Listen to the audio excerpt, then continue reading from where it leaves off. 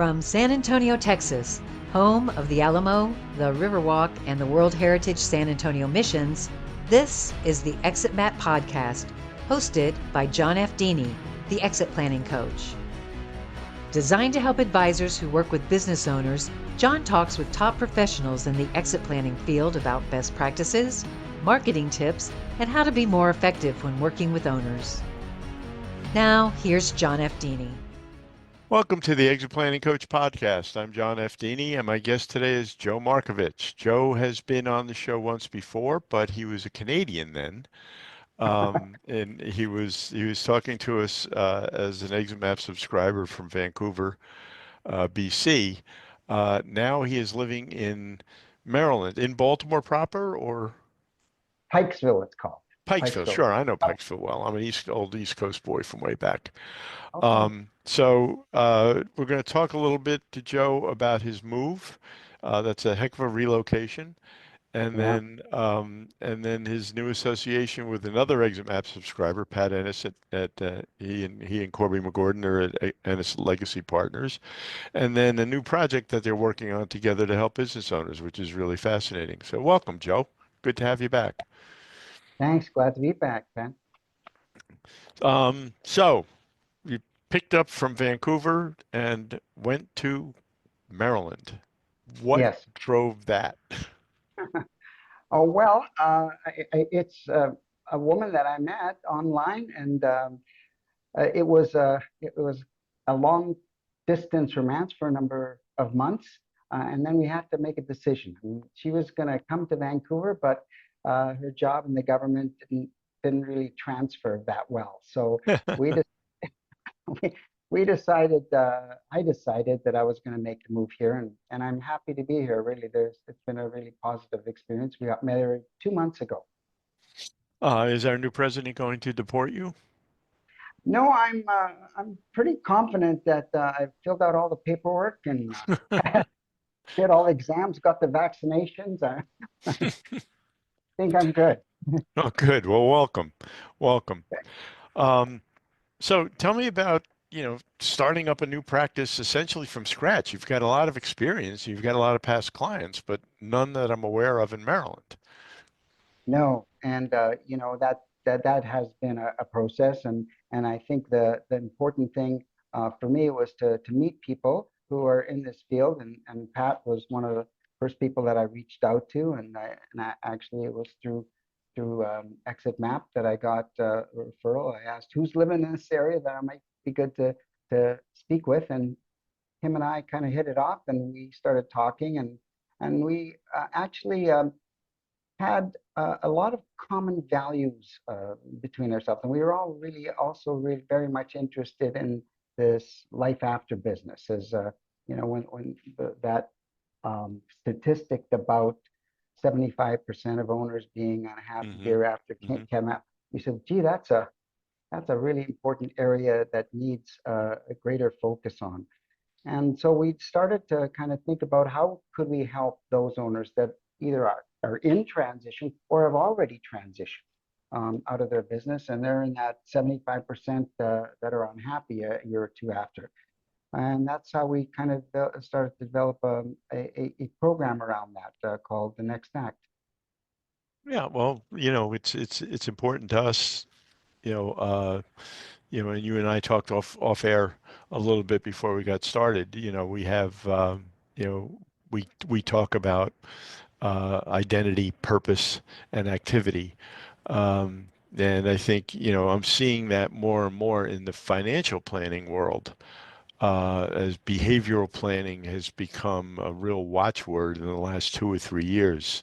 And I don't see him talking much about identity, and I still think that's an important issue. But they are.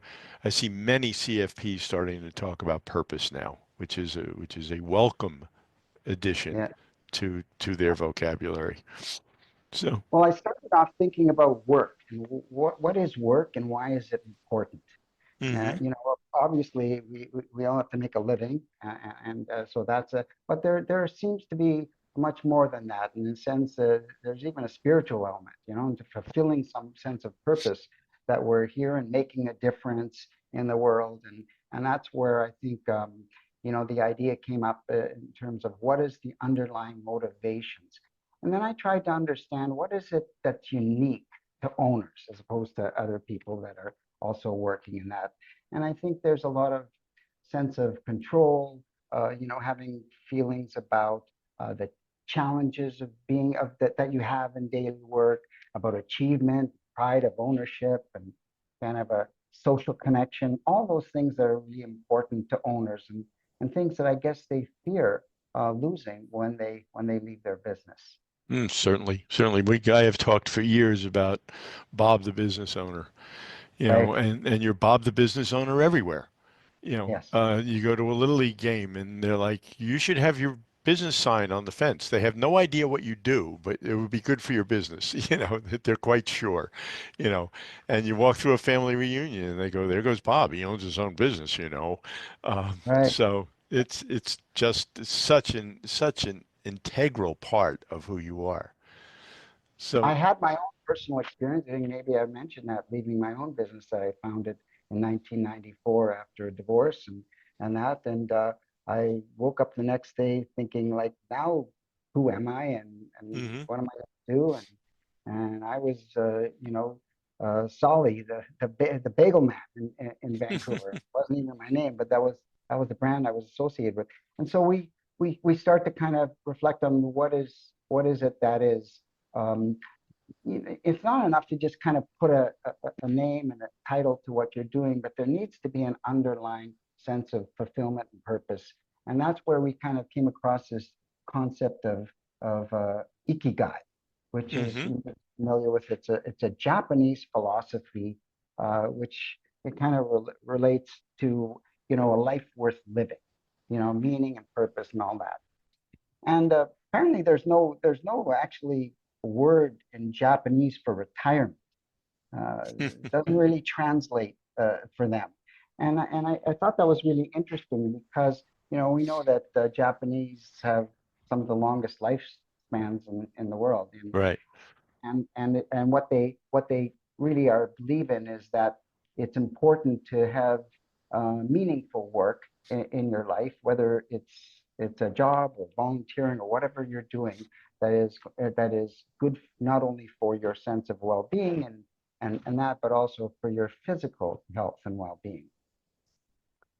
So Well, yeah, you know what's really funny? I had dinner with some people on Saturday night, and the one woman's daughter was there. yeah. Not a teenager. I mean, she has a child and has been married and divorced, so she's been around for a while. But in the middle of the dinner, she started talking about her ikigai. Uh, Ah, and I said, I'm going to talk to somebody else about that this week. can I show you a model? Can I show you the model? Sure, Maybe please do. Please do. can I share? Is that going to work? All right. So is that it? Can you see that? hmm Looks good. Okay, good. So ikigai is a combination of four concentric circles. So the first circle at the top is what you love. It's something that you would do whether you got paid for it or not. You just love doing it. It's kind of your mission, your passion, whatever. And secondly, there's the other aspect of it is what you're good at. The second circle is what you're good at. In other words, I guess some people are born with these, natural skills and natural tendencies or abilities to do things really well, whether it's athletic or musical or whatever those talents are. That's what you're really good at. And then the third circle is what you need and what the world needs, I should say. What the world needs there's a demand for it. Because if you're really good at something and you love to do it, but there's not a need for it, it's really not going to work for you. And hmm finally, what it is you're going to be paid for. And some people say, well, retirement, I don't need the money to be paid for. But I think of it more like a reward, so that you get appreciation, acknowledgement, something like that back from it. And the center of all that, where those four circles kind of meet, is what's called your ikigai. And that kind of really stuck with me because when I went into this field of exit planning, I thought about what it is that I love to do, and I have a real sense of purpose in terms of helping owners transition out of their business in a systematic and predictable and a successful way. And I thought about what I'm good at, my ability to work with people, the experiences that I've had. I thought about the need in the world that owners have to have a meaningful life after business and a successful transition. And I thought what I could be paid for. So it seemed to work. But when I looked at my musical, that's my other passion is music. And I tried to work it through that same model. And I got stuck at the getting paid. That was, So, what is your musical of? well, I'm a musician. That's my Now, what do you thing. play? I sing, I play electric bass. I've been in bands for 30 years, and I love doing it. And I think I'm really good at it. And, people, of course, the world loves and needs music, but it was really hard to make a living at it. So I've kept it as a hobby. But I found it's been really fulfilling in my life because it allows me to express myself, allows me to be that entertainer when I want to be. So in some ways, it is important, I believe, for people to have some kind of outlet like that. But yeah, that's been what's worked for me, and that's So, where go exit ahead. planning is my ikigai. So as a bassist, I got to ask, are you more on the continuum, let's say, with Stanley Clark at one end and Gene Simmons on the other? Where do you wind up? Paul McCartney, I think Paul McCartney. Paul McCartney, okay.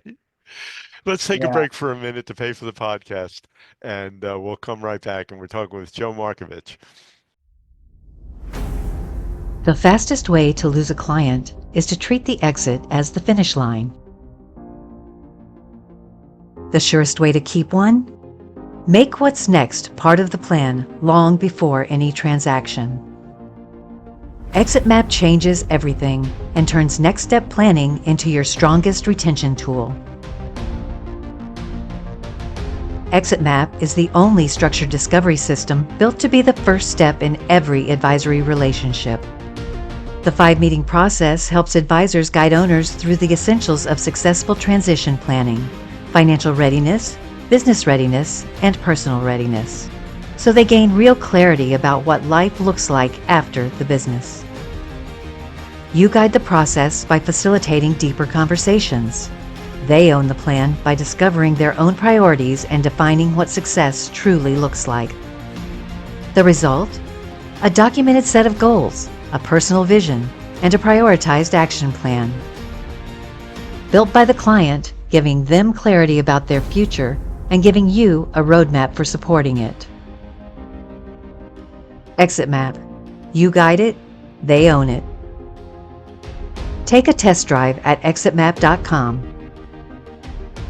Welcome back to the Exit Planning Coach podcast. My guest today is Joe Markovich from his company is Joco, and he's associated with Ennis Legacy Partners. They're in Virginia, and you're in Maryland, but those are pretty close, especially by Texas standards.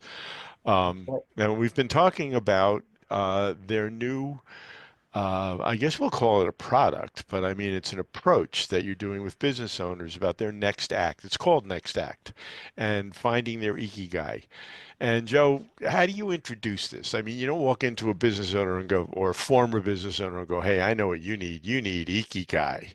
And the guy says, oh, sign me up, right? Or maybe only if you're in a Japanese restaurant might you need to.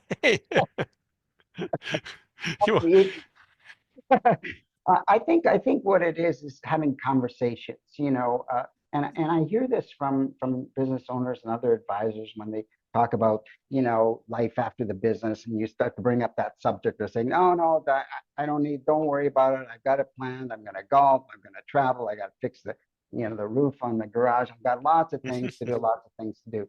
But what we realize from actually experience of others who have done this and have found themselves lost after a year or two, that those things do not provide the kind of meaning and purpose that they need. And I think that what the mistake that we make is we talk about filling their time. How are they going to fill their time rather than fulfilling time? You know what I mean? Like that time, making that time fulfilling. And the way that you need to really discover that is really to go back and understand, what it is that's going to be motivating for them. What is there's a concept around motivation, and it's called self-determination. I don't know, self-determination. And what drives people, what motivates people, and it's autonomy. It's having that kind of sense of ability to kind of be in control and doing things. It's competence. It's about feeling that you're good at what you do and you can do a good job at something and fulfill. And it's about relatedness, which is to do with connection, social connection, and working with other people. And I think that for owners, um, understanding that those activities that will fill their time may not fulfill their time. And so what we want to do is really uncover through a process that we define as our next act program, to really uncover those things that they love, uncover those things that they're really good at, look at what there is a need in the world and how they can be rewarded for that. And we really think that it's about coming up with a clear kind of mission statement. And I know we talk about an exit map, about an identity card, like having a new business card with your and what you do. But I think going back to kind of Simon Sinek, I don't know if you're familiar with him, the Sure, why. absolutely. Start with why. Yeah, start with why. I kind of researched, we pulled together a bunch of different sources that to understand not only what you do, but why you do. If you really understand the why behind it, you understand what is the motivation for that.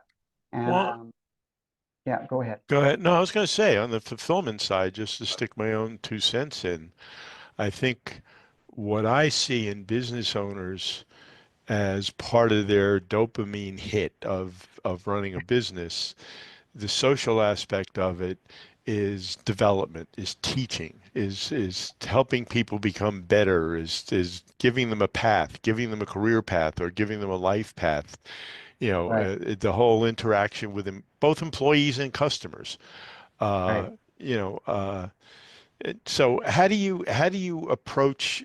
So they say, let's say you're me, okay? Um, my staff obviously is well ingrained in the concepts of exit planning, and not surprisingly, they come to me and say, what are you going to do when you don't own this business anymore? And I thought really deeply about it, and I took myself through my own exercises, our exit map exercises, and I said, the truth is, I'm probably going to wind up down at SCORE or SBDC helping small business owners figure out what they need to do, you know. So, if you're not as single-minded as I am, how do you approach that with business owners? How do you get them to really focus on what fulfills them? Yeah, and so using that model, the ikigai, we start off by really trying to understand, what do they love doing? What is it they loved in their business? What was really fulfilling for them? What got them up in the morning? What was really motivating for them, and what did they get excited about? What were those factors that were there for them? And through this process of kind of understanding, what drove them, what made them feel about that, as strongly and as excited and as motivated in their business. How can we then take that and apply it to something else? Use the same kinds of motivational factors. Use the same kinds of activities and things, like you say, helping others, a sense of making a difference. That fulfillment, purpose, and meaning, and all those different things. Those are fundamentally the things that are going to make you feel value and sense of purpose in life. And I think ultimately, once we've had a kind of a career at something, I don't know, like business owners are very much connected with their business in a deep way.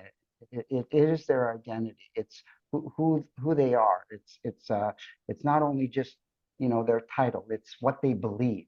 So we kind of look at things in terms of values, trying to understand what their core values are, trying to align those with their strengths, what they're really good at and what they love to do, and then look and really research and see how those fit in another form of activity, whether it be volunteering, whether it be mentoring other people, whether it be starting a new business, whatever that might be. There's another place that they can apply those same kinds of um, um, principles or those same kinds of values, those same kinds of activities that made them feel like they did when they were in their business. And I guess kind of looking at the things that they want to avoid, which is, uh, having this identity crisis or having this loss of purpose and Mm-hmm. loss of structure. Structure is another important thing. You Mm-hmm. know, you you wake up in the morning and now people say, oh, I can do whatever I want. I've got all Yeah. the time in the world, right? And then you're kind of like, okay, now it's like going to a restaurant and getting a 30-page menu, and you can't figure out what to order. So it's about creating structure, and that's the other, as we work through this process and get kind of clear about that and define their mission, get new identity and purpose and understanding of their why behind that. Then we want to kind of putting that into practice. We want to develop a schedule where there's a structure to their day and they're doing things. Those are the things that I think will ultimately make their life after business rewarding and fulfilling, which is so important. And the my saying, I'm trying to lock in on what I wanted to say here. My saying is entrepreneurs are not emotionally disposed to daytime television. It just doesn't work for them. So, Yeah. And this is not only playing, I'm thinking also of professionals as well. I mean, I was talking with the guy's a psychologist, you think that he would understand, you would what think. you would think, but he's saying he's just, he's really worried. And there's not only that, but here's the other factor. Their wives, Yeah. like they don't want them hanging around the house all day moping and wandering around Oh, what they're. I knew a guy that was a NASA scientist, and he retired, and his wife had a bed and breakfast, and he was walking around all day with his tool belt on.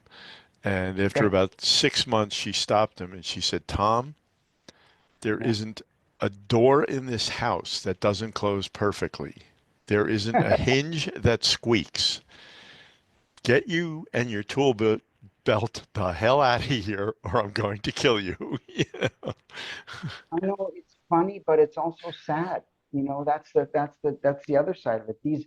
Obviously that there's truth in humor, right? So Yeah. I say that these things are something that needs to be addressed, and if there's a way that we can help owners, what I call a kind of reignite that fire, that fire in the belly that they had when they were Hmm. growing, and then reignite that. I think that's gold. It really is. Yeah. By the way, Tom went down the street, bought some acreage, and within a couple of years had become the third largest raiser of gourmet quail for high-end restaurants in the United States. Okay. All right. No ag background whatsoever. So, Yeah.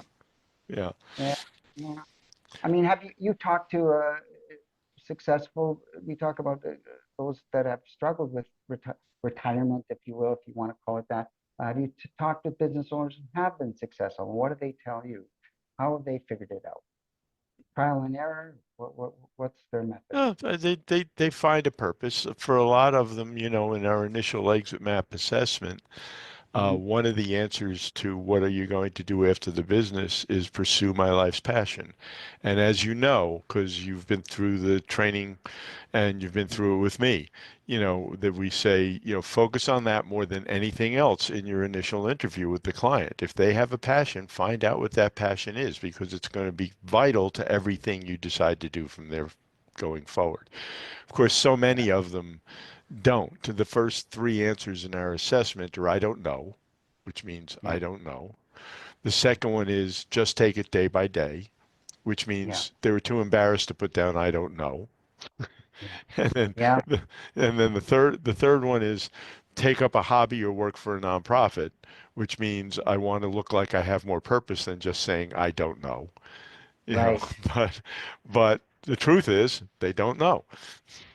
If you love what you do, what they say, if you love what you do, you never work a day in your life, right? Right.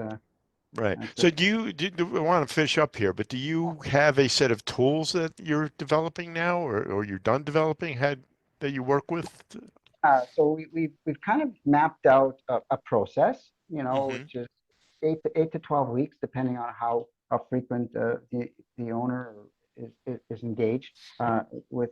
It's a one-on-one process, working with me or an advisor, and each week there's a different focus to really from discovery to actually applying the principles into a plan to execute and integrate this new found ikigai, if you will, into their life.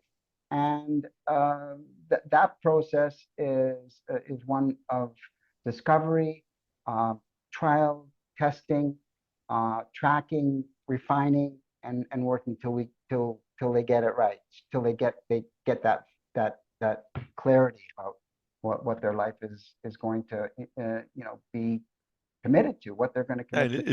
is there an aha moment?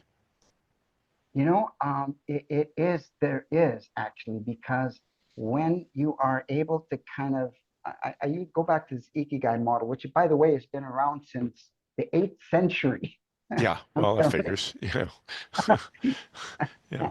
And so it's got a track record. It is that discovery that you just find. For me, it personally was really finding that when you work something through this model, and again, it takes some time, and we do some assessments. We do some to really uncover strengths, for example, to really uncover what they're good at, to really uncover what the opportunities are and challenges and so on and so forth. But once they have kind of a clarity about that, what is really interesting, and this is the interesting thing I think for exit planners, is if we are able to integrate this program into their planning process, they tend to be more motivated to move towards something than Hmm. moving away from Yeah, something. yeah, Yeah. yeah. They're not good at that. Uh, Joe, how does somebody get a hold of you? Give us some contact information. Sure, thanks. Yeah, so you can reach me at jm@ennislp.com. That's ENNISLP.com. Or my phone is 604-727-6600. That's 604-727-6600. And I'm happy to have a conversation with anybody about this. Give any advisors that would like to know more about what our process is and how we help owners get clarity about their life after business. Great, great. Well, it's certainly important. It's certainly a mission on our end Yeah. to help business find that. And Ikigai's become part of my vocabulary now. And it, congratulations on your wedding, on your marriage, Thank and you. you know, best of luck. And you're working. Pat and Corby are great guys, and they've already told me they think you're a great guy. So that it should work out very well for all of you. And thank you so much for your support and mentorship through this process of not only becoming a PIMA, but also really just to transition to Well, becoming. hurry up so you can take your CMC. That's our new one, the certification program.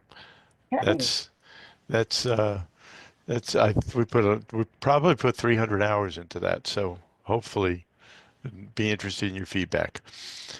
thank you so Okay, much. Joe Appreciate Markovich, it. thank you very much. Have a terrific day. Uh, this is the Exit Planning Coach podcast, and thank you for tuning us in.